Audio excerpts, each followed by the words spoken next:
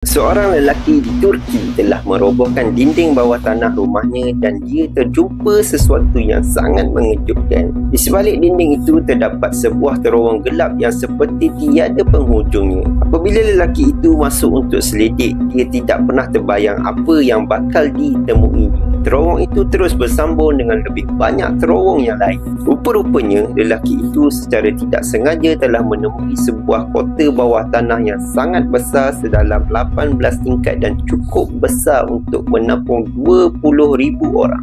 Kota itu dinamakan Derinkuyu, telah wujud seawal 300 sebelum Masihi dan digunakan sebagai tempat perlindungan untuk melindungi penduduk tempatan daripada peperangan dan bencana alam. Oleh sebab itu, kota ini mempunyai pelbagai fasiliti termasuk dapur, kandang haiwan, telaga, gereja dan makam.